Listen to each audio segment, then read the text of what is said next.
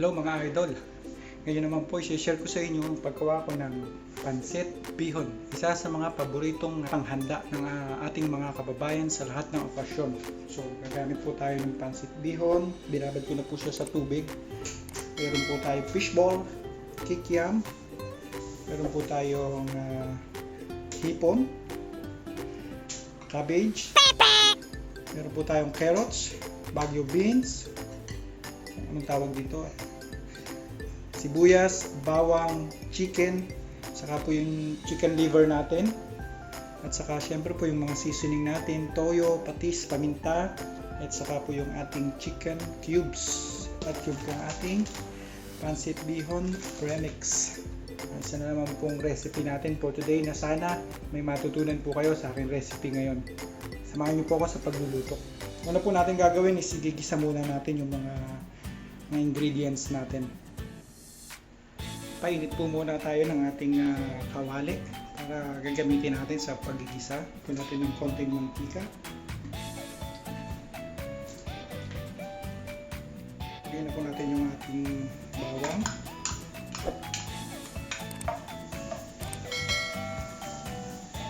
Yan lang po natin na mag golden brown siya. Pinangalan po natin yung ating sibuyas. Ito lang po natin.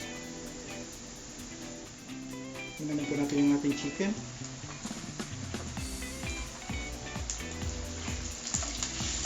Yung pong iba pinakukulo po.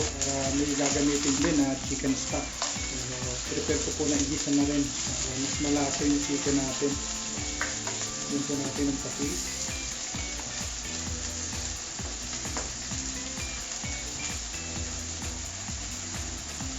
Natin ang paminta.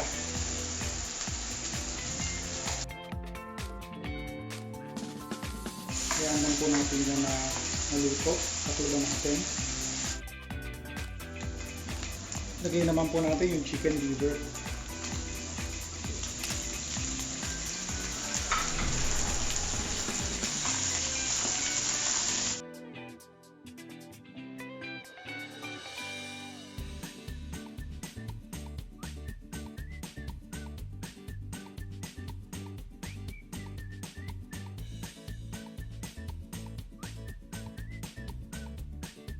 Set aside lang po muna natin to, and then igigisa po natin yung mga gulay.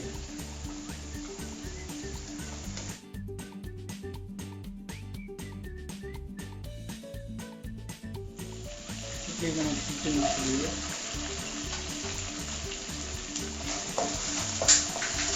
Ating pong bawang.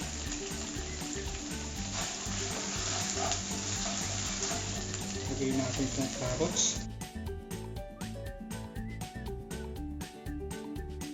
Natin itong bagyo beans. Itong carrot. Itong hipon.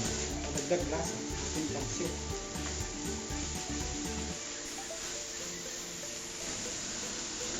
Ito po yung ating mga kikiam balls at saka yung ating ball. Po natin ang toyo. Ilagay po natin itong ating pancit bihon mix.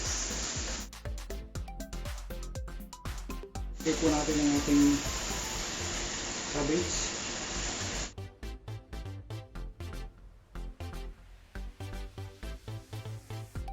Kaya lang po natin itong luto ng konti o parang ma-steam lang.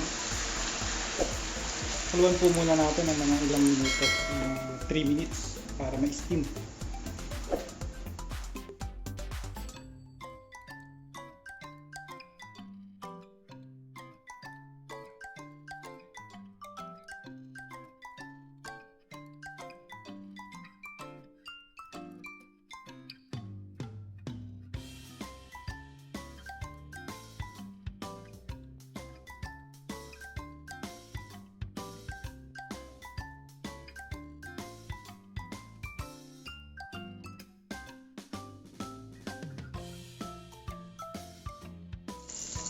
Sibuyas.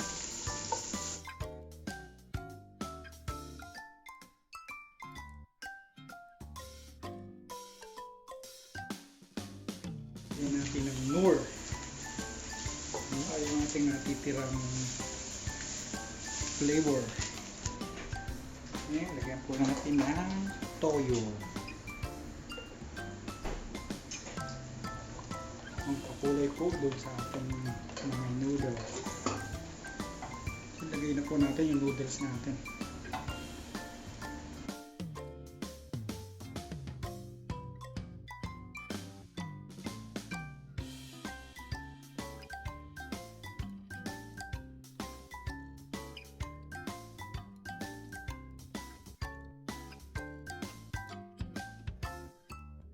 Yun po, ihahalo na natin yung ating gulay.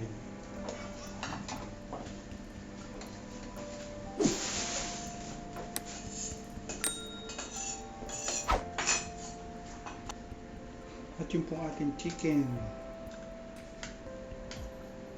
Chicken at yung atay.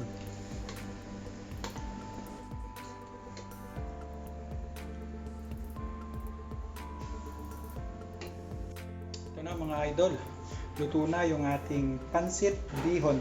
Kung bago ka pa lang sa aking YouTube channel, pakiclick ang subscribe button at pakiclick na rin po ang notification bell para palagi kayong updated sa aking mga susunod na videos. Marami pong salamat at shoutout po sa aking mga subscribers. Ingat lang po at God bless. Thank you. Please like and subscribe.